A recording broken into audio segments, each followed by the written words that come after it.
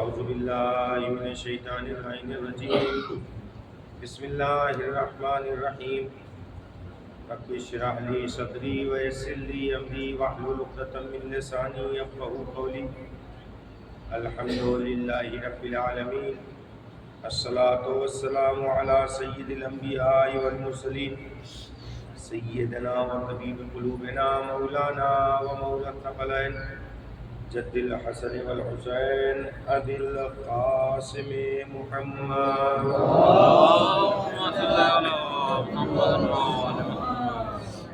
وعلى آلہ الطیبین الطاہرین المعصومین المنتخبین المنتجبین ولعنۃ اللہ علی اعدائهم من الآن الى قیام الدین اما بعد فقد قال رسول اللہ صلی اللہ علیہ وآلہ وسلم إنا لحب الحسين حرارة في قلوب المؤمنين لا تبرد أبدا صلى الله عليه وسلم.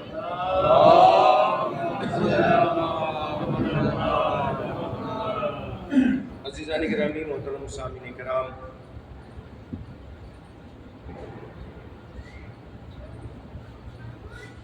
ایام عذاب کی دوسری مجلس،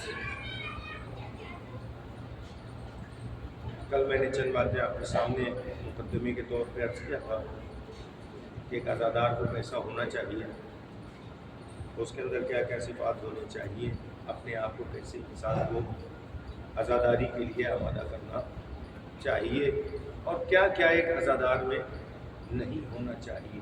اس کی طرف میں نے مختصر سا اشارہ کیا تھا۔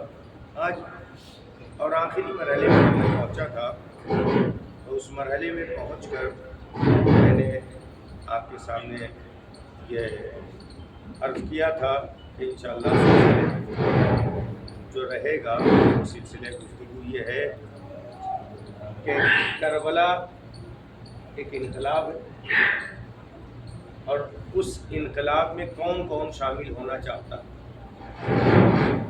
ایسا نہیں ہے کہ یہ تحریک اور یہ کربلا اس کا آغاز 67 ہجری میں ہوا تھا اور یہ انقلاب آیا اور گیا اور ختم ہو گیا، بلکہ یہ وہ انقلاب نہیں ہے، بلکہ یہ انقلاب ایک ابدی انقلاب ہے۔ ایک صلوات پڑھیے پر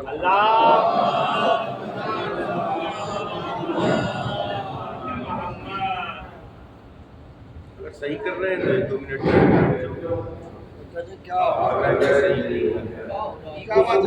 انقلاب ہے،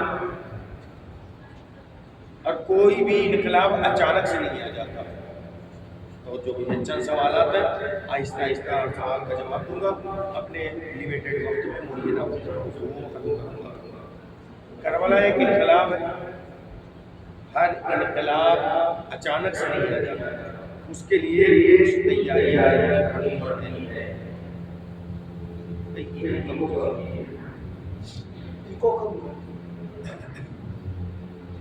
جب تیاریاں ہوتی ہیں اس میں امتحان بھی ہوتا ہے، اور اس نے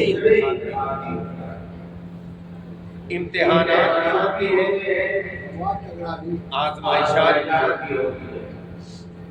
یہ آزمائشیں جو ہوتی ہیں اور یہ امتحان جو ہوتا ہے، اس کے لیے ہم کو بیٹھ کر چارہ جوئی کرنی پڑتی ہے،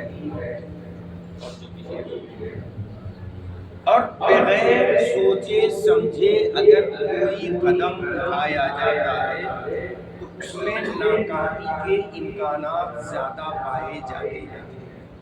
اور جو بھی کیا کربلا کا جو یہ انقلاب ہے یہ اچانک سے نمودار ہو گیا، اور جو بھی مرحلے تک میں لے کر کے جاؤں گا، اور کیا امام حسین علیہ السلام اچانک سے اٹھ گئے۔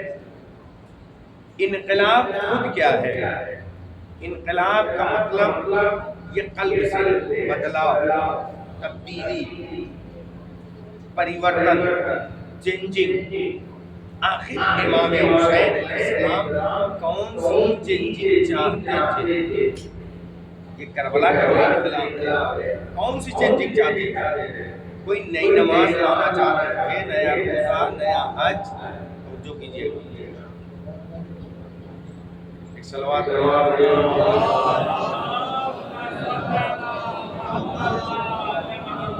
ایسے سادہ ہی رہنے دو، کو مطلب پہلے سن لے تو بہتر ہے. نہیں اچھی مجلس شروع ہوئی ہے، اچھی مجلس کیوں خراب ہو؟ انقلاب جماعتی ہے چینجنگ. بھیا نارمل والا مائک لگا دو، اسے بالکل اوپر اور قریب آؤ اور قریب آؤ. اس کے بعد ساری بات ہوئی تھی، تو آپ ذرا سا قریب اور آ جاؤ، پھر مائک قریب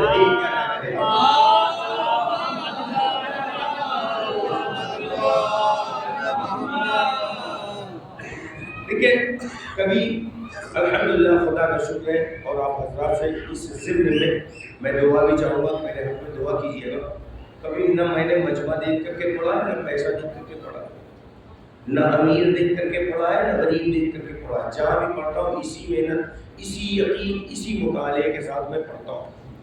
سنیے گا، بس آپ لوگوں سے دعا چاہتا ہوں اپنی آخرت بخیری کی، اس لیے کہ انسان کا کوئی بھروسہ نہیں ہے، کب اس پہ شیطان حاوی ہو جائے.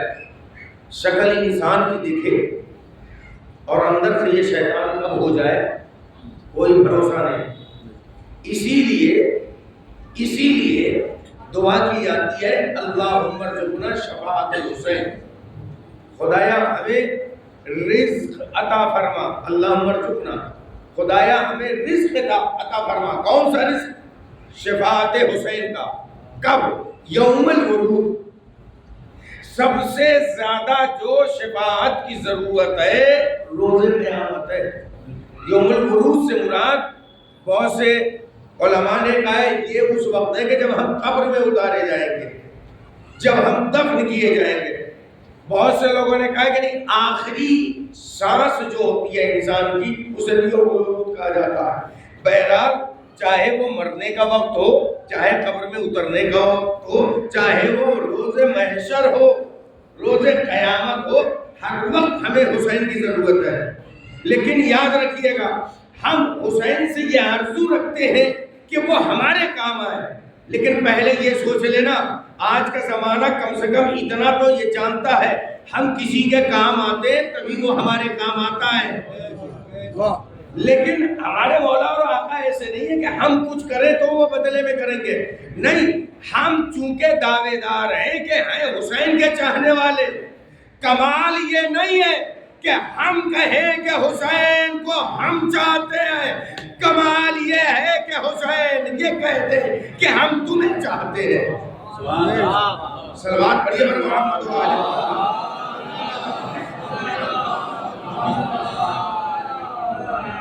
تو عزیزان گرامی، تو کربلا ایک انقلاب ہے.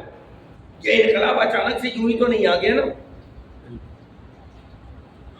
کچھ تو اس کے لیے اسباب مہیا کیے گئے ہوں گے، کچھ تو سوچا گیا ہوگا.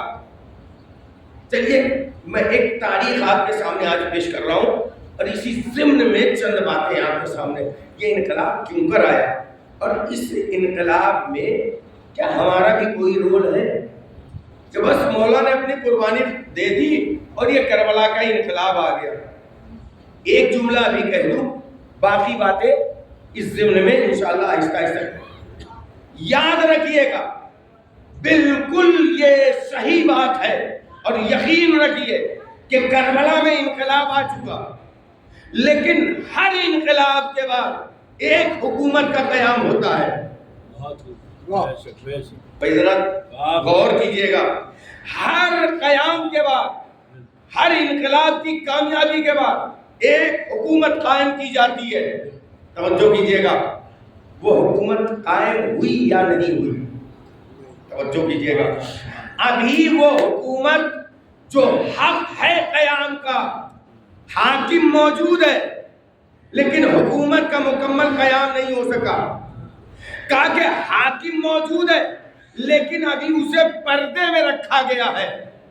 توجہ کیجیے گا، بیداری کا تھوڑا سا ثبوت دے دیجیے، بات آپ کے ذہنوں کے اور قریب ہو جائے. کہا کہ حاکم کو پردے میں رکھا گیا تاکہ جب وہ آئے وہی کربلا میں جو انقلاب آیا تھا اس انقلاب کے بعد والی حکومت کا قیام کیا جا سکتے ہیں، اسے قائم کیا جا سکتے ہیں۔ کیوں قائم کیا جا سکتا ہے، کیوں اور کیسے؟ توجہ کیجیے گا بھئی، اس حکومت کے قیام کے لیے کچھ تو چاہیے نا۔ امام نے کل آواز بلند کی تھی حل من ناصر کی، تو کیا بس وہی 10 محرم کی آواز ختم ہو گئی عسکر کی شہادت کے بعد؟ نہیں، یہ قیامت تک کے لوگوں کے لیے حل من ناصر کی آواز ہے کہ نصرت حسین صرف کل کربلا کے لیے نہیں تھی، آج بھی ہے۔ کیوں؟ اس لیے کہ اگر حسین جو مقاصد لے کر کے اٹھے تھے ان کی تکمیل ہو گئی ہوتی تو میں مان لیتا کہ حل من ناصر کی آواز کل کے لیے تھی، لیکن آج جو مقصد حسین لے کر کے نکلے تھے، کیا لے کر کے نکلے تھے؟ کہ اپنے جد کی امت کی اصلاح کے لیے نکلا ہوں۔ توجہ کیجیے گا، کیا امت کی اصلاح مکمل طور سے ہو گئی؟ میں نکلا ہوں کہ امر بالمعروف اور نہی عن المنکر کروں، میں لوگوں کو نیکی کی ہدایت کروں، لوگوں کو برائیاں سے روکوں۔ تو اب ذرا یہ بتائیے، کیا لوگ برائیوں سے رک گئے؟ یعنی حسین کے مقاصد میں یہ مقاصد بھی تھے کہ نیکیوں کی ہدایت کرنا، برائیوں سے روکنا۔ اب سمجھیے، حسین لڑنے کے لیے نہیں نکلے تھے، جہاد کے لیے نہیں نکلے تھے، جنگ کرنے کے لیے نہیں نکلے تھے، مدینے سے لے کر کے کربلا تک پہنچے ہوں۔ آپ کہیں بھی ایک بات بتا دیجیے، حسین کہہ رہے ہو کہ میں لڑنے جا رہا ہوں یزید سے، کہیں کہا؟ کبھی آپ نے سنا؟ کہا نہیں کہا مولا نے، بلکہ کیا کہا؟ ہم جا رہے ہیں اصلاح کے لیے، ہم جا رہے ہیں اپنے نانا اور بابا کی سیرت کو زندہ کرنے کے لیے، ہم جا رہے ہیں کس لیے؟ امر بالمعروف نہی عن المنکر کے لیے۔ یعنی حسین ایک مقصد کے تحت نکل رہے ہیں۔ اب حسین کی اس آواز پہ اس بات کو جوڑ کر کے دیکھیے گا، امام نے جو حل من ناصر کہا تھا نا، تلوار چلانے والا نہیں چاہیے تھا، توجہ کیجیے گا، تلوار چلانے والا نہیں چاہیے تھا انہیں، لڑنے والا نہیں چاہیے تھا، لاٹھی چلانے والا نہیں چاہیے تھا، بلکہ انہیں چاہیے وہ تھا کہ جو حسین کی ہاں میں ہاں ملا سکے، حسین کے مقصد کو جو پورا کر سکے۔ ورنہ حل من ناصر پر لبیک کہنے کے لیے عباس کو روکا گیا ہوتا، اصغر کو نہ روکا گیا ہوتا۔ صلوات پڑھیے پر محمد۔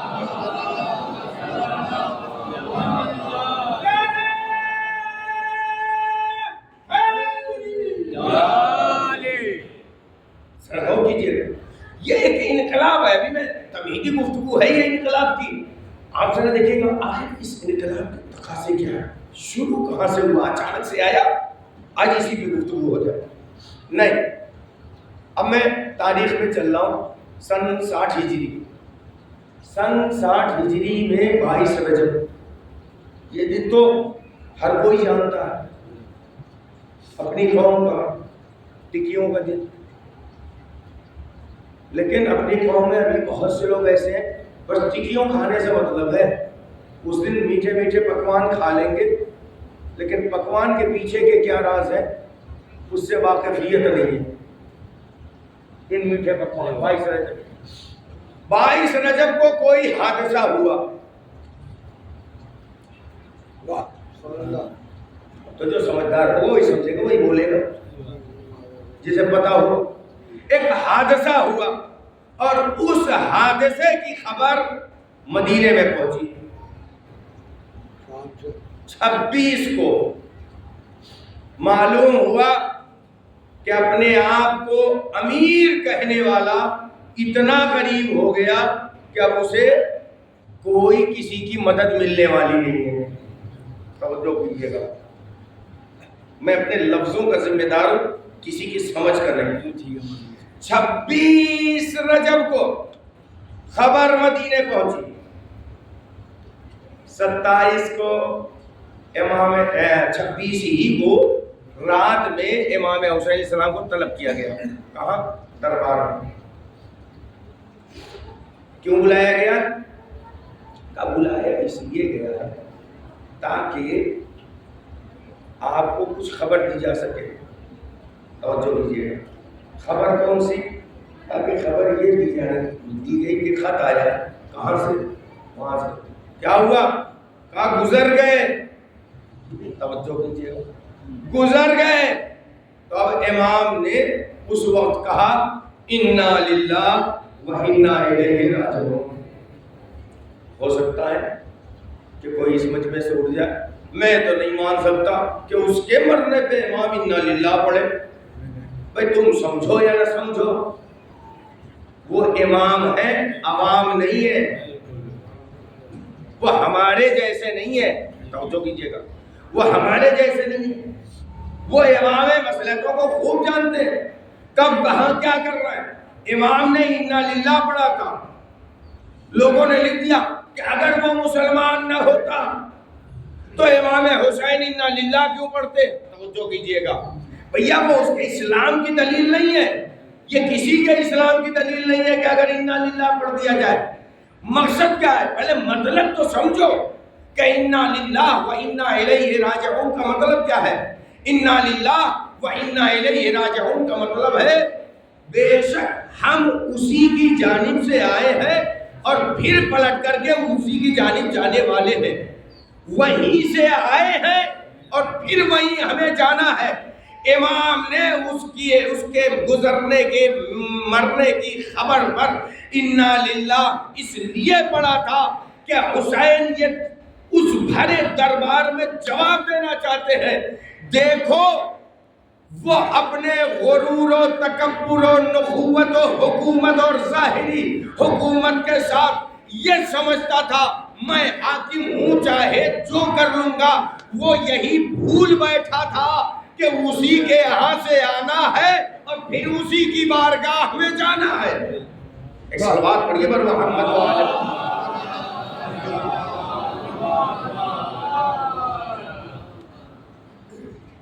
اب وہ خط سنایا گیا، کہا کیا ہے.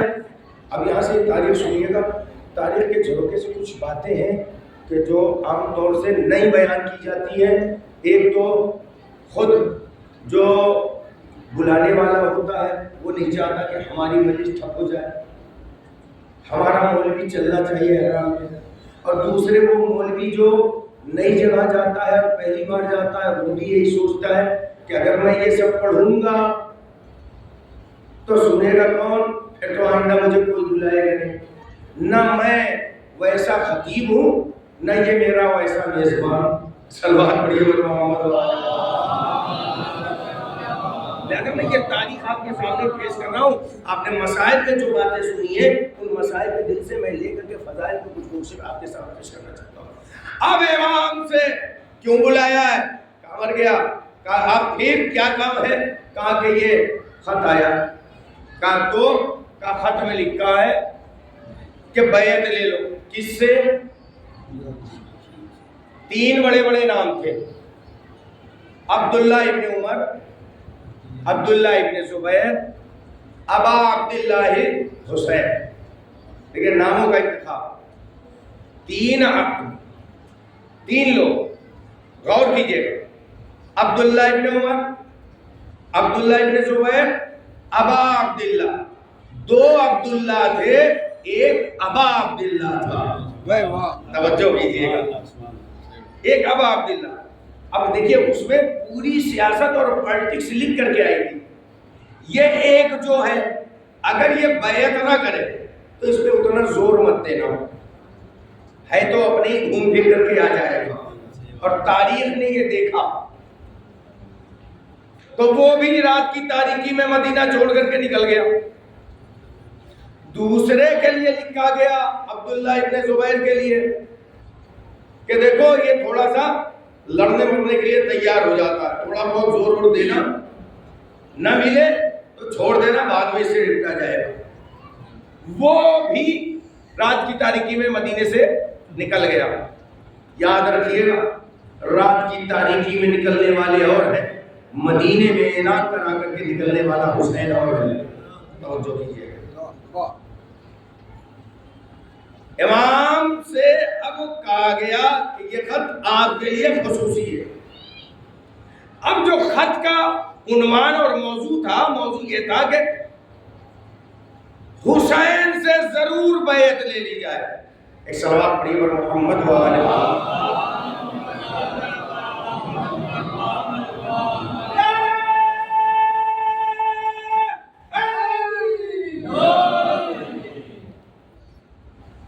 اب ان تین ناموں میں سے سب سے زیادہ زور کس پر تھا کہ کس سے بیعت لی جائے؟ امام حسین علیہ السلام سے. یہاں پہ ایک سوال ہے، اب یہاں آپ دعاؤں سے ضرور نواز دیجئے گا، دعاؤں سے ضرور نواز دیجئے گا. وہ سوال یہ ہے، توجہ بھائی، بیعت کس چیز کی تھی؟ امت مسلمہ کے حاکم کے انتخاب کی نا. وہ خط جو آیا تھا بیعت کے لیے، ہونا تو یہ چاہیے تھا کہ جب مدینے کے حاکم کے پاس یہ خط آیا تھا تو پورے مدینے والوں سے بیعت لینے کے لیے اس میں تحریر ہونی چاہیے تھی، لیکن تحریر تھی 3 لوگوں سے خاص طور سے بیعت لینے کے لیے. ان 3 میں سے بھی 2 کو چھوٹ دینے کے لیے. تو اب ختم ہو. دیکھیے پالیٹکس کیا ہے، سیاست کیا ہے. آخر میں زور یہ تھا ہر صورت میں حسین سے بیعت لے لی جائے. پورے خط میں زور کس چیز کا تھا؟ اب میرا سوال یہ ہے کہ مجھے یہ بتایا جائے کیا اکیلے مدینے میں حسین ہی مسلمان تھے؟ ارے بھائی ذرا غور کیجئے، بیداری کا ثبوت دیجئے. کیا اکیلے حسین ہی مسلمان تھے کہ جو انہی سے زور دیا جا رہا تھا کہ یہ بیعت کرے؟ کیا مسلمان اور مدینے میں کوئی نہ تھا کہ حاکم کے لیے جس سے بیعت لی جا سکے؟ یا تو پھر یہ مانتا ضرور تھا، باطل بھی سمجھتا تھا کہ اگر ہمیں حسین کی بیعت مل جائے گی تو گویا کہ پوری امت مسلمہ کی بیعت مل گئی. سلام پڑھیے بر محمد و آل محمد.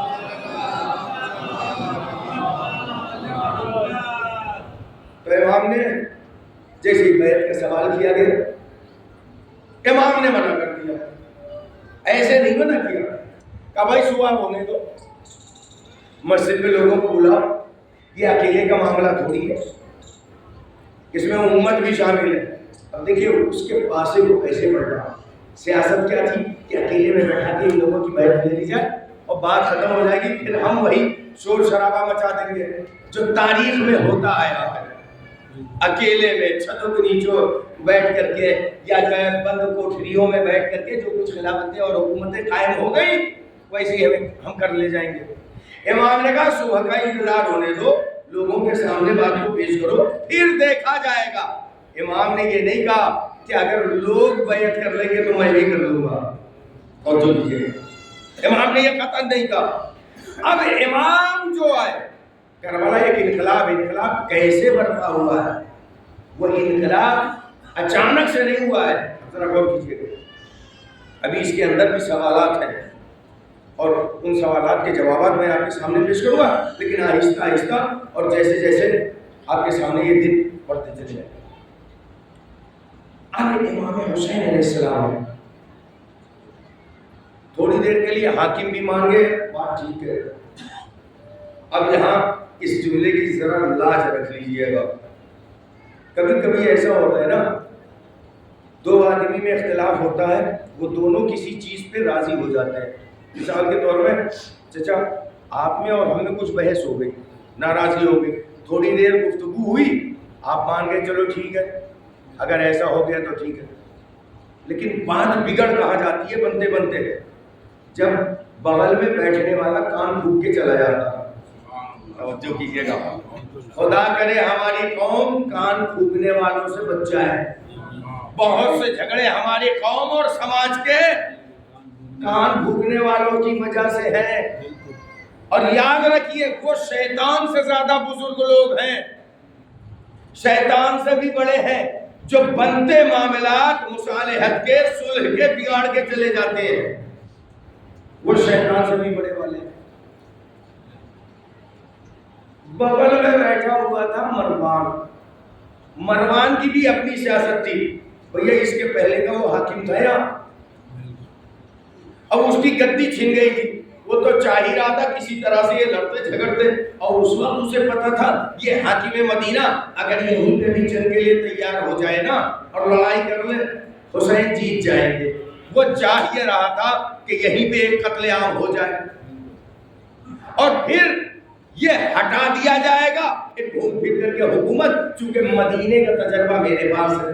لیکن سیاست کیا ہوتی ہے اور کہاں تک لے کر کے جاتی ہے، اور گندی سیاست کچھ بھی کروا سکتی ہے، اور سیاست گندی نہیں ہوتی۔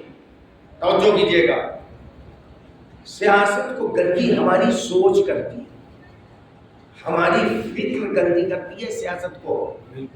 اور ہمارے معاشرے میں خاص طور سے اس ماحول میں ایک بات بہت بڑی مشہور ہے، وہ مشہور ہے کہ دین ایک الگ چیز ہے، سیاست ایک الگ چیز ہے۔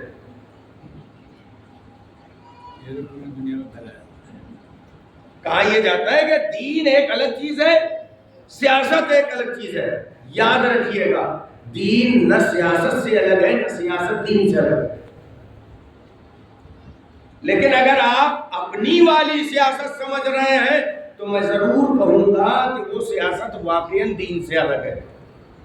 کون سی سیاست؟ جو دین کے ساتھ ساتھ ہے، جس میں ایمانداری ہو، جس میں وفاداری ہو، جس میں غداری نہ ہو، جس میں مکاری نہ ہو، جس میں منافقت نہ ہو، وہ ہمیشہ دین کے ساتھ ہے، وہ سیاست۔ توجہ کیجیے گا، مروان نے کہا کہ دیکھو اگر حسین اس وقت نکل گئے نا، پھر ہاتھ آنے والے ہیں، جلدی سے تم ان سے بیعت لے لو، اور اگر بیعت نہ لیں، یہ باتیں کہہ رہا تھا کان میں، اگر یہ بیعت نہ کریں تو یہیں پہ ان کا کام تمام کر دو۔ امام نے اتنے میں یہ بات سن لی، ایک سوال پڑھی پر محمد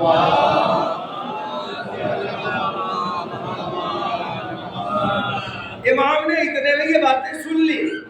جب یہ بات امام کے کانوں تک گئی، حیدر کا بسم جلال میں آیا، کسے مارنے کی دھمکی دے رہا ہے، کسے کاٹنے کی دھمکی دے رہا ہے؟ سن، جس کی بیعت کا مطالبہ کیا ہے وہ کون ہے، اور جس سے بیعت طلب کر رہا ہے وہ کون ہے؟ اب امام نے یہاں پہ خطبہ دیا جس کے چند فقرات میں سے پیش کر رہا ہوں، اور اب دامن وقت میں گنجائش بھی نہیں ہے، اپنے معینہ وقت میں مجلس کو بھی ختم کرنا۔ امام مخاطب ہوئے، کس کی بیعت طلب کر رہا ہے، کس سے طلب کر رہا ہے؟ سن، میں کون اور یزید کون؟ اب امام کہتے ہیں اِنَّا أَهْلُ بَيْتِ النُّبُوَّةِ اِنَّا أَهْلُ بَيْتِ النُّبُوَّةِ وَمَعْدَنُ الرَّسَالَةِ وَمُخْتَلَفُ الْمَلَائِكَ۔ اور اس کے بعد پھر اس کو پہچانواتے ہیں، کہتے ہیں کہ اِنَّا یزید شارب الخمر معلن بالفسق۔ اور جو کیجئے گا، بہت سی گفتگو ہے، سب کچھ ہوتے ہوئے یہ اہم فقرات میں نے لیے ہیں، اب سن سکتے ہیں تو سنیے۔ مولا نے فرمایا اِنَّا أَهْلُ بَيْتِ النُّبُوَّةِ، بھرے دربار میں امام نے اپنا تعارف کرانا شروع کیا۔ عربی سے جو لوگ واقف ہیں، سعودی عرب، دبئی یا گلف آئے گئے ہیں، تھوڑے بہت تو عربی سے واقفیت رکھتے ہوں گے، یا جنہوں نے پڑھ رکھی ہے وہ بھی میری اس بات کی تائید کریں گے۔ جب اپنے لیے گفتگو کرنی ہوتی ہے خود ایک کے لیے، تو وہاں انا کہا جاتا ہے نا، انا یعنی میں، اور جب شامل کیا جاتا ہے تو وہاں نا کی ضمیر لائی جاتی ہے۔ اِنَّا کہا ہے امام نے، انا نہیں کہا ہے۔ امام نے کہا اِنَّا أَهْلُ بَيْتِ النُّبُوَّةِ، ہم اہل بیت نبوت ہیں۔ توجہ کیجئے گا، ایک سوال کا جواب بہت طریقے سے دیا گیا ہے کہ شاید یہ بھی ایک طریقہ ہو اس ایک سوال کا، بہت پرانے سوال کا جواب ہو جائے۔ اِنَّا أَهْلُ بَيْتِ النُّبُوَّةِ، ہم اہل بیت نبوت ہیں۔ اے مولا، اس وقت آپ اہل بیت میں سے اکیلے ہیں یہاں، آپ یہ کیوں کہہ رہے ہیں کہ ہم اہل بیت نبوت ہیں؟ ہم اہل بیت نبوت ہیں، امام آواز دیں گے. اگر تم حسین کو اکیلا اہل بیت سمجھ رہے ہو تو سنو، یہاں پہ میں صرف اپنا تعارف کرانے کے لیے نہیں آیا ہوں، میں پورے اہل بیت کا تعارف کرانے کے لیے آیا ہوں. دوسری چیز، انا اہل بیت النبوہ. دیکھیں ایک لفظ ہے، ایک فقرہ ہے، وہ کہا جاتا ہے عربی میں کلام الامام امام الکلام. امام کا کلام بھی کلاموں کا امام ہوتا ہے. امام کا کلام کلاموں کا امام ہوتا ہے. امام نے یہ نہیں کہا انا اہل بیت النبی، لفظ نبی نہیں کہا، بلکہ کیا کہا؟ ہم نبوت کے اہل بیت ہیں. بھئی ابھی بات واضح نہیں ہوئی، توجہ کیجئے گا. امام نے یہ نہیں کہا کہ ہم نبی کے اہل بیت ہیں، کہا نبوت کے اہل بیت.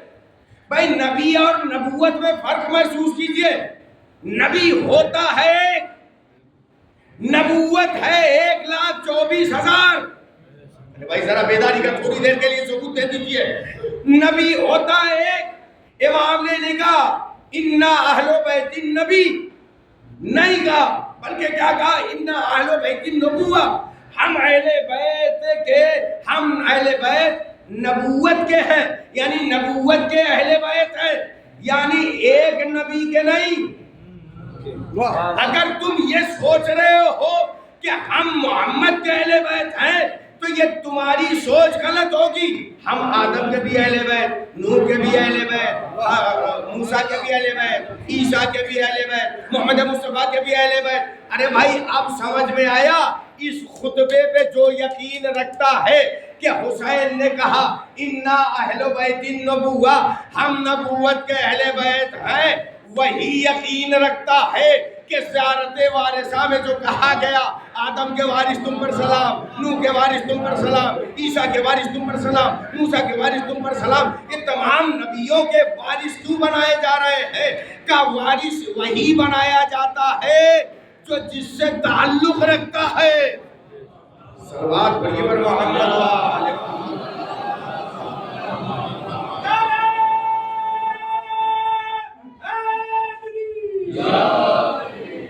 ان اہل بیت النبوہ ومعدن الرسالہ. معدن کہتے ہیں کھان کو، جہاں سے جواہرات نکلتے ہیں، خنیج پدارتھ، جہاں سے خزانے نکلتے ہیں اسے کہا جاتا ہے معدن. امام نے کہا ومعدن الرسالہ، ہم رسالت کے مخزن ہیں، ہم رسالت کے مخزن ہیں کہ جہاں سے رسالتیں نکلتی ہیں. آپ نے غور نہیں کیا. ہم رسالت کے مخزن، مخزن کیا ہوتا ہے؟ معدن کا کیا ہوتا ہے؟ کہ مخزن اور معدن وہ ہوتا ہے کہ جہاں سے قیمتی چیزیں نکلتی ہیں. اللہ نے نبوت کے بعد اگر کوئی قیمتی چیز رکھی ہے تو اس کا نام ہے رسالت. یعنی کیا بتانا چاہ رہے ہیں؟ ہم نہ ہو تو رسالتیں ملیں گی کہاں سے؟ توجہ کیجئے گا. ہم نہ ہوتے تو رسالتیں نہ ملتی. توجہ کیجئے گا. ہم نہ ہوتے تو رسالتیں نہ ملتی. ہو سکتا ہے جملہ سخت لگے مولوی صاحب، آپ اپنی طرف سے جو چاہے کہتے چلے جا رہے ہو. ہم نہ ہوتے تو رسالتیں نہ ملتی. دو دلیل بہت بڑی بڑی ہے. واقعاً اگر اہل بیت نہ ہوتے تو رسالتیں نہ ملتی. بھئی آپ نے رسول کی وہ حدیث نہیں سنی؟ رسول نے فرمایا، توجہ کیجئے گا، اگر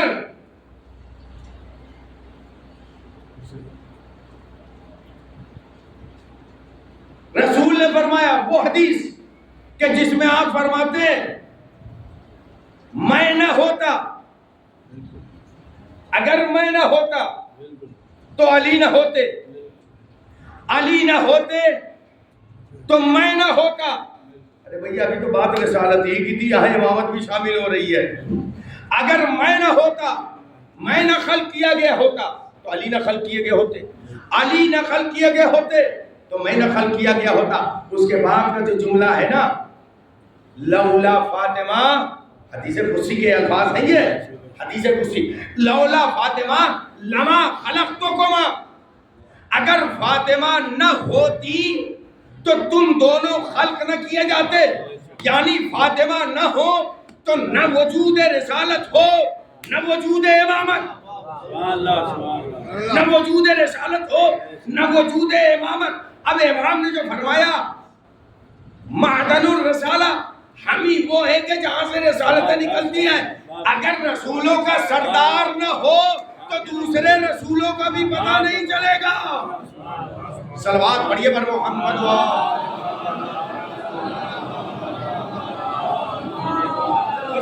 اپنی منزل کی جانب آ رہا ہوں۔ جو وقت معینہ تھا تقریباً اس سے 2-4-5 منٹ زیادہ ہو رہے ہیں، اس کے لیے میں معذرت چاہتا ہوں کہ بات مکمل ہو جائے۔ وہ معدن الرسالہ، آج تو وقت کے پہلے بھی ممبر پہ بیٹھ گیا ہوں تو کور کرنے کے تو وقت رکھتے ہی صلوات پڑھی پر محمد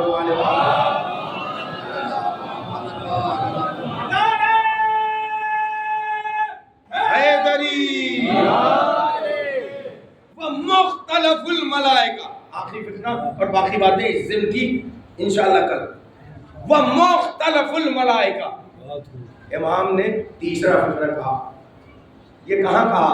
یہ مت بھولیے گا، اسی دربار میں جہاں بیعت طلب کرنے کے لیے بلایا گیا ہے نا۔ ابھی انکار نہیں کیا، ابھی تک انکار نہیں کیا، اس کے بعد کے فقرات میں انکار ہے۔ جب وہ خطبہ دیا ہم اہل بیت نبوت ہیں، ہم معدن رسالت ہیں، اور اس کے بعد وہ محبت الرحمہ، وہ مختلف الملائکہ اور کئی فقرات ہیں۔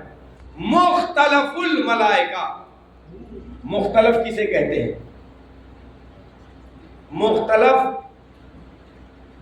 پورٹ آف لینڈنگ، جہاں پہ اترا جائے۔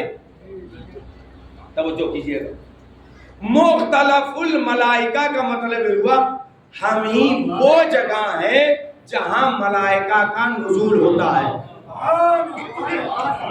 ہم ہی وہ جگہ ہے جہاں ملائکہ کا نزول ہوتا ہے۔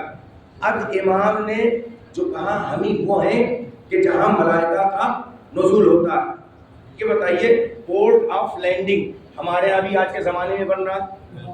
ہر جگہ ہوائی جہاز اتار سکتے ہو؟ لاکھوں روپیہ دے دو آپ ہوائی جہاز کمپنی کو، دنیا کی کسی کمپنی کو، کہ ہمارے سندھولی میں ہوائی جہاز اترنا چاہیے، بوئنگ اترنا چاہیے، کہے گا کیا؟ ہم بوئنگ اڑا سکتے ہیں، سندھولی کے اوپر اتار نہیں سکتے۔ کہا کیوں؟ کہا اس لیے کہ پورٹ آف لینڈنگ نہیں ہے، اترنے کی، اس کے اترنے کی مناسب جگہ نہیں ہے۔ تو اس کا مطلب آج کے انسان کا بنایا ہوا ہوائی جہاز ہر جگہ اتارا نہیں جا سکتا، تو اللہ کے بنائے ہوئے ملائکہ بھی ہر جگہ نہیں اتارے جا سکتے، ہے نا۔ اب امام کہہ رہے ہیں مختلف الملائکہ، یعنی اس کا مطلب ہم نہ ہوتے تو ملائکہ کو اترنے کی جگہ نہ ملتی۔ بھائی ذرا غور کیجیے گا، اے میرے مولا آپ وہ جگہ کچھ تو بتا تو دیجئے، کہیں ملائکہ آپ کے کب اترے ہو کہ تجھے نہیں پتا؟ میرے بچپن سے دیکھو، ابھی میں پیدا ہوا جھولا جھلانے کے لیے کون آیا؟ ہمارے گھر میں چکیاں چلانے کے لیے کون آیا؟ جب ہمیں ضرورت لباس کی ہوئی تو لباس لے کر کے کون آیا؟ صلوات پڑھیے پر محمد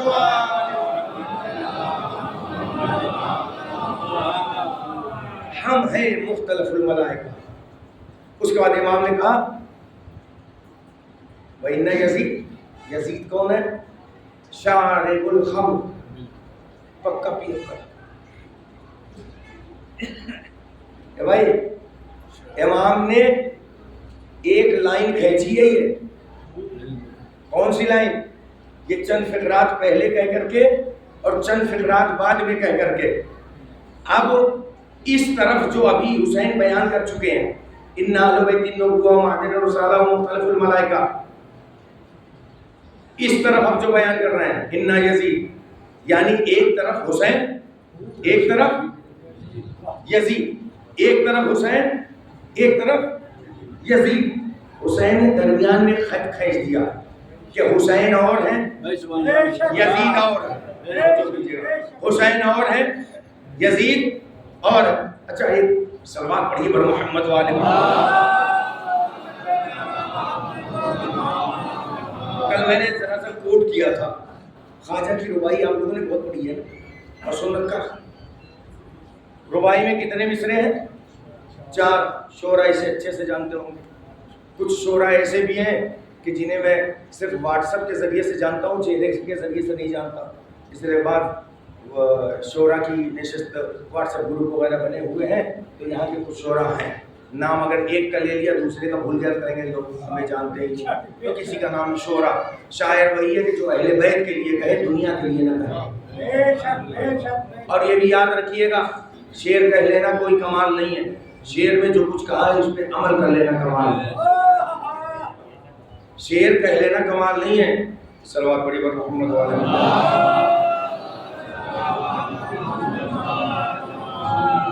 جس دن آپ بھول جائیے، سائلنٹ کر رہا ہوں، اس دن بچے گا ضرور ہے. صلوات پڑھی پر محمد والے. یہ کرتے ہیں موبائل، ہاں سائلنٹ ہو گئے. کب کر دیا پوری بھائی. صلوات پڑھی پر محمد والے.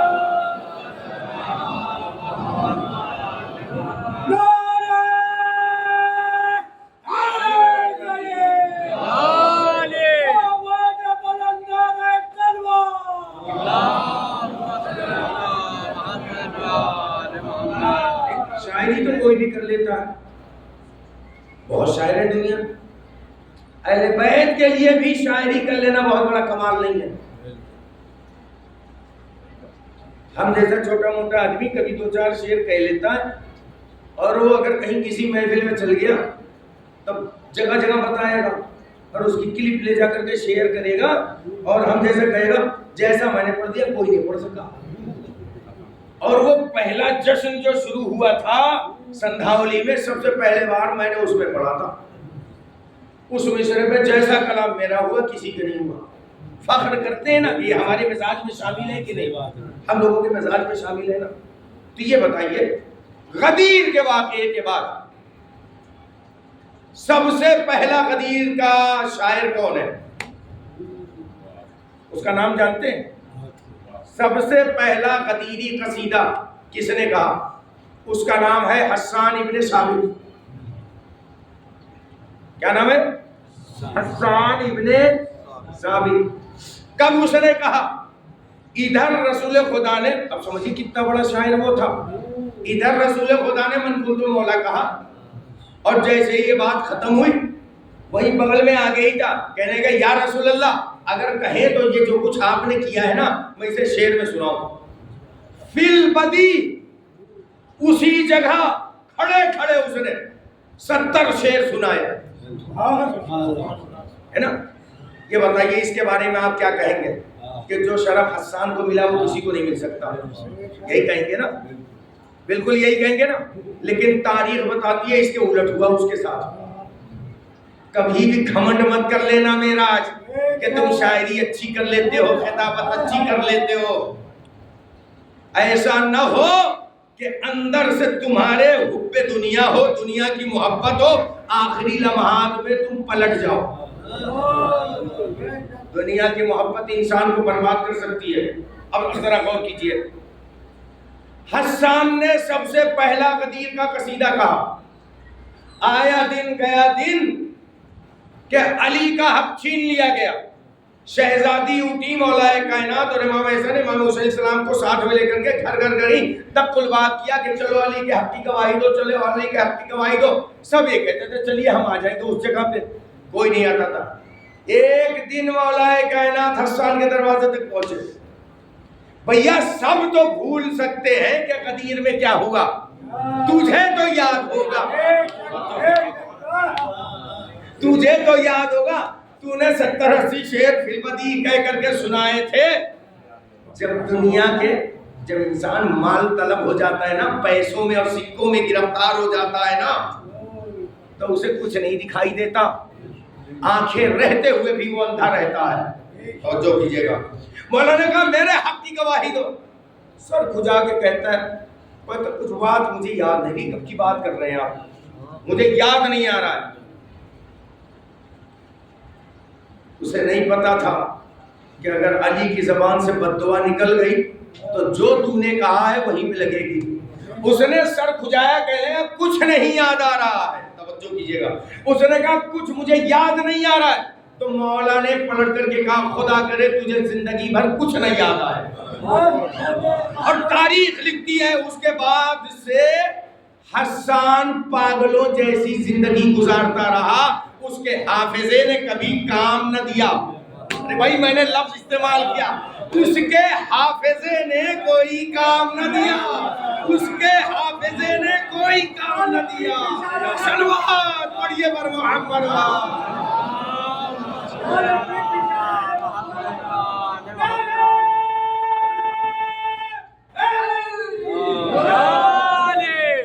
مجلس پڑھنا ہی کمال نہیں ہے, مجلس کا سمجھنا بھی کمال ہے. صلوات پڑھیے بر محمد.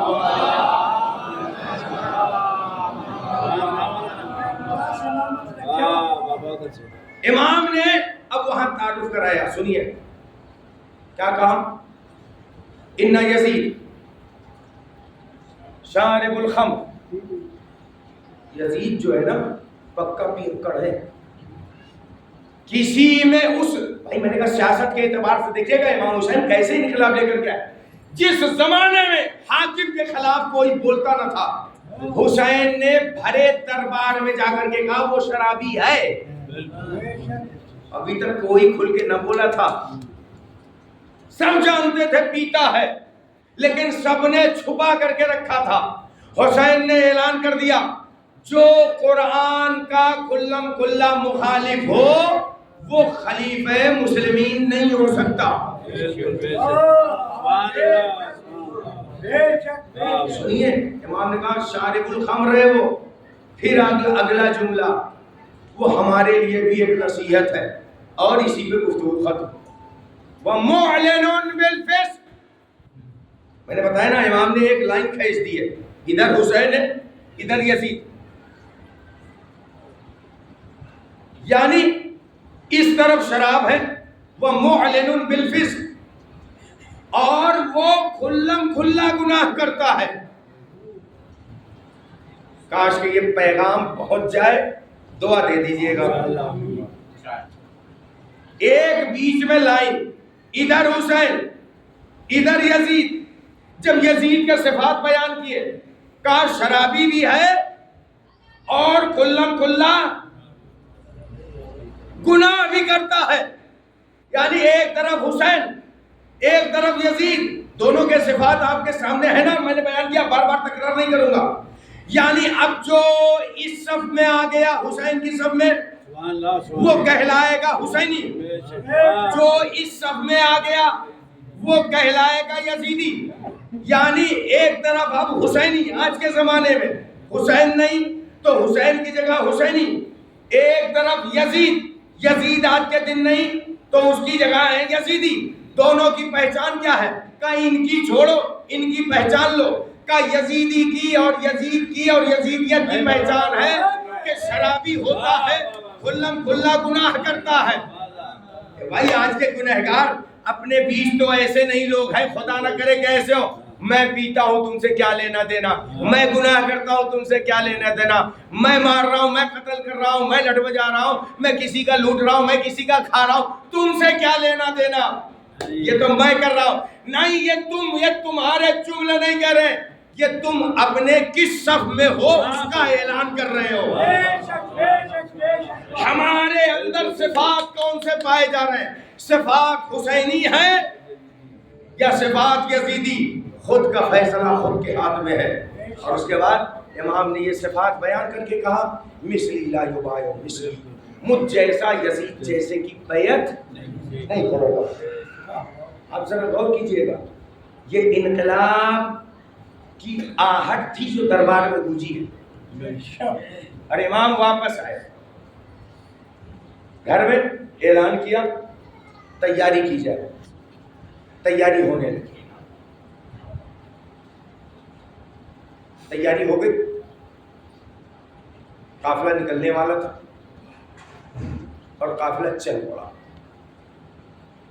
آج 2 محرم ہے نا, کچھ محسوس کر رہے ہیں, اپنی فکروں کو کربلا لے جائیے اپنے ذہن میں. مسائل پڑھنے کی چیز نہیں ہے, احساس کرنے کی ضرورت ہے. میں کچھ احساساتی جملے پڑھوں گا, تھوڑے سے مسائل پڑھتا ہوں, بس یہ اشکوں کے جام جہاں چھلک گئے تو پھر وہی ختم ہو جائے گا. جانتے ہیں جب تک امام حسین علیہ السلام گھر میں تھے، دربار میں تھے، ادھر بہن بہت بے چین تھی. جانتے بے چینی کی وجہ بھائی بہن کی محبت، بھائی بہن کی محبت. بہن بے قرار تھی کہ بھیا نہیں ہے. جیسے آئے امام حسین نے لپٹ گئی. بھیا آنے میں تاخیر کیوں ہو گئی؟ رات میں بلایا کیوں گیا تھا؟ امام نے سارا قضیہ بتایا، ساری باتیں بیان کی. بیان کرنے کے بعد کہا ہے اب ہمیں یہ مدینہ چھوڑنا پڑے گا. اس بھائی بہن کی محبت تو جانتے ہیں کتنی محبت ہے. جب جناب زینب اولیاء مقام کی شادی ہو گئی نا، شادی کے بعد اپنے شوہر نامدار کے گھر گئی ہے نا، گھر جب پہنچی ہے تو گھر پہنچنے کے بعد آج کی رات گزر گئی، دوسرا دن آیا، زینب بہت بے قرار ہے. جو رابعہ عبداللہ نے یہ بے قراری محسوس کر دی. آپ سنیے گا بہت روئی ہے. جناب عبداللہ نے یہ برقراری محسوس کر لی کہ زینب بہت بے قرار ہے، شہزادی بہت بے قرار ہے. کہا کتنی بے قرار کی؟ کہا عبداللہ تمہیں پتہ نہیں ہے جب تک میں اپنے بھیا کو نہ دیکھ لوں میں بے چین رہتی ہوں. اللہ اکبر. تو کہا بی بی آپ کیا چاہتی ہیں؟ کہا میں اپنے بھائی کے دیدار کے لیے جانا چاہتی ہوں. ایک دن ہو گیا میں نے اپنے بھائی کو نہیں دیکھا، ایک دن گزر گیا میں نے اپنے بھائی کو نہیں دیکھا. خدا ہر بہن کے بھائی کو سلامت رکھے اور ہر بھائی کی بہن کو سلامت رکھے. اللہ اکبر. جزاک اللہ خیر الجزا. خدا آپ کو کوئی بندہ دے سوائے بندے آل محمد کے. ہاں عزیزو، اب جناب زینب نے کہا میں اپنے بھیا کا دیدار کرنا چاہتی ہوں. جناب عبداللہ نے کہا بی بی میں آپ کو روکوں گا نہیں، اجازت ہے اپنے بھائی کے دیدار کریے. سر پہ چادر ڈالی، حجرے سے نکلی، صحن میں آئی، دروازے کے قریب پہنچی تھی تب تک دروازے کے کھٹکھٹانے کی آواز آئی. دروازے کھٹکھٹانے کی آواز. بی بی ٹھہر گئی دروازے کے پیچھے. کہتی ہے کون؟ کہا میں حسین کا غلام ہوں. ارے جیسے بھائی کا نام سنا اور بھائی کے غلام کی آواز سنی. کہا ارے کس لیے آئے ہو؟ کہا اے بی بی آپ کے بھائی نے مجھے بھیجا ہے کہ میں آپ کو خبر کر دوں کہ میں اپنی بہن زینب سے ملنے کے لیے آ رہا ہوں. اللہ اکبر. محبت کا اندازہ دیکھا. ادھر جتنا زینب تڑپ رہی ہے ادھر حسین تڑپ رہے ہیں. آپ سوچ سکتے ہیں کہ وجہ کیا نہیں ہوگی؟ کیا وجہ رہی ہوگی؟ کیا وجہ رہی ہوگی کہ جناب زینب اتنا تڑپ رہی تھی؟ وجہ زینب حسین کے لیے تڑپ رہی تھی، حسین زینب کے لیے تڑپ رہے تھے. اب تھوڑی دیر کے لیے جناب زینب ٹھہر گئی. کہاں؟ میں نے منظر جو پیش کیا آپ ذرا اس کو غور کیجیے، ملاحظہ کیجیے گا. یہ مقدمہ ہے مصائب کے لیے. چونکہ آج 2 محرم ہے نا، ایک منزل تک پہنچنا ہے، وہاں تک لے کر کے جاؤں گا. اب آہستہ آہستہ میں مصائب پڑھاتا چلا جاؤں گا اور انشاءاللہ کوشش کروں گا کہ کوئی آنکھ خالی نہ جائے. اس لیے کہ سال بھر ہم انتظار کرتے ہیں کہ انہی آنسوؤں کے دن کے لیے کہ یہ سرکار سید الشہداء ہم پیش کر سکیں. اللہ اکبر، اللہ اکبر. اب بی بی جو ہے حجرے سے نکلی تھی دروازے کے لیے، لیکن قاصد آیا، غلام آیا. اس نے کہا آقا خود دیدار کے لیے آ رہے ہیں. صحن میں کہیں چبوترا بنا ہوا تھا. بی بی وہیں بیٹھ کر کے انتظار کرنے لگی. دیوار سے ٹیک لگا لیا، یہاں تک کہ ٹیک لگائے لگائے جناب زینب کو نیند آ گئی. اللہ اکبر. اسی چبوترے پہ بیٹھے بیٹھے نیند آ گئی. کچھ دیر گزر گئی، کچھ دیر گزر گئی، جناب زینب کو نیند آ گئی. سن سکتے تو سنیے، کلیجے کو اپنے سنبھال لیجئے گا. کچھ دیر تک جناب زینب وہیں سوتی رہی، جھپکی لگ گئی، نیند آ گئی. اچانک محسوس کیا کہ جیسے کوئی میرے اوپر سایہ کیے ہو. اللہ اکبر. جیسے کوئی میرے اوپر سایہ کیے ہو. جب آنکھ کھولی تو دیکھا کوئی ابا ہے جو میرے اوپر سایہ کیے ہوئے اور اس کے اوپر دھوپ آ رہی تھی. جب غور سے دیکھا کوئی اور نہیں تھا بلکہ بھائی تھا. زینب بھیا سے لپٹ گئی. اے بھیا آپ کب آئے؟ ارے مجھے جگایا کیوں نہیں؟ کہا اے بہن تم آرام کر رہی تھی، تمہارے اوپر دھوپ آ رہی تھی، میں نے اپنی ابا کا سایہ کر دیا. ارے زینب کو یہ منظر ضرور یاد رہا ہوگا. ایک دن میں دھوپ میں لیٹی تھی تو بھائی نے ابا کا سایہ کیا تھا. ارے وہ منظر کب یاد آیا ہوگا 11 محرم کو جب زینب چکڑ کے لے جائی جا رہی ہوگی بھائی کے لاشے پر تبتے ہوئے شہرہ میں نگاہ پڑی ہوگی تو ضرور کہا ہوگا اے بھیا معاف کرنا کل تم نے دھوپ میں اپنی آواز سے سایہ کیا تھا لیکن آج میرے سر پہ چادر رہی جو تمہارے جنازے اللہ اکبر جزاک اللہ خیر الجزا اور آواز بلند کیجیے اور آواز بلند کیجیے اور آواز بلند کیجیے اللہ اکبر خدا رحمت نازل کرے خدا آپ کے مرحومین کی مغفرت فرمائے آج دو محرم ہو گئی وہ قافلہ جو بیعت کا انکار کر کے حسین لے کر کے چلے تھے محسوس کیجئے آج کربلا پہنچ گیا ہے اللہ اکبر قافلہ جیسے وادی کربلا میں داخل ہوا امام گھوڑے سے اترتے ہیں کیوں اترتے ہیں اس لیے کہ گھوڑا آگے نہیں بڑھتا ہے امام نے کئی گھوڑے بدلے لیکن کوئی آگے نہ بڑھا اب امام نے کربلا کی زمین کو اٹھایا آخری چند جملات دو ختم ہو گئے امام نے اس مٹی کو سونگا سونگنے کے بعد کہا کہ اطراف کے جو لوگ ہیں انہیں ذرا بلاؤ جب اطراف کے لوگوں کو بلایا گیا تو کہا یہ بتاؤ اس جگہ کو کیا کہتے ہیں کسی نے کہا بازریا کہتے ہیں کسی نے کہا شد فرات کہتے ہیں کسی نے کہا نینوا کہتے ہیں اس کا کوئی اور بھی نام ہے کہاں اسے کربلا بھی کہتے ہیں اللہ اکبر اسے کربلا بھی کہتے ہیں امام نے کہا خیمے نصب کر دیا جا اللہ اکبر خیمے یہیں میں نصب کر دیے جائیں اب جو خیمے نصب کر دیے گئے خیمے نصب کر دیے گئے زینب اپنی عماری سے اترنے لگی بس یہ دو منظر 2 منٹ سے زیادہ نہیں ختم ہو گئی مجلس 2 منظر زینب اپنی عماری سے جب اترنے لگی اچانک پاؤں میں جناب زینب کی چادر پاؤں کے نیچے آ گئی اور ہلکا سا سر سے کھسک گئی بے پردہ نہیں ہوئی ہلکی سی وہ چادر کھسک گئی اب جناب زینب آتی ہے کہتی ہے بھیا آج عجیب منظر ہوا ہے کسی زمین پہ آج تک میرے ساتھ ایسا نہیں ہوا دو عجیب منظر ہو رہے ہیں اس زمین پہ جب سے ہم آئے ہیں کہا وہ دونوں بتاؤ تو بہن کہا جیسے ہی میں ہماری سے اتری میری چادر ہلکی سی سرک گئی کہا کہ اے بہن یہی وہ جگہ ہے جہاں میں مارا جاؤں گا میرے قتل کے بعد تمہارے سر سے چادر چھینی جائے گی کہا دوسری کون سی نئی چیز کہا وہ دوسری چیز یہ ہے کہ جب سے خیمے نصب کیے گئے ہیں نہ جانے کون ایک بیوی ہے جو خیموں کے پیچھے آ کر کے گریہ کر رہی ہے ارے زینب سے کہا اے بے بہنا ارے تم نے پہچانا نہیں ہماری دکھیاری ماں فاطمہ جب سے ہم مدینے سے چلے ہیں وہ ہمارے ساتھ ساتھ جیسے ہی کربلا پہنچی ہے واہ حسینہ واہ غربتہ واہ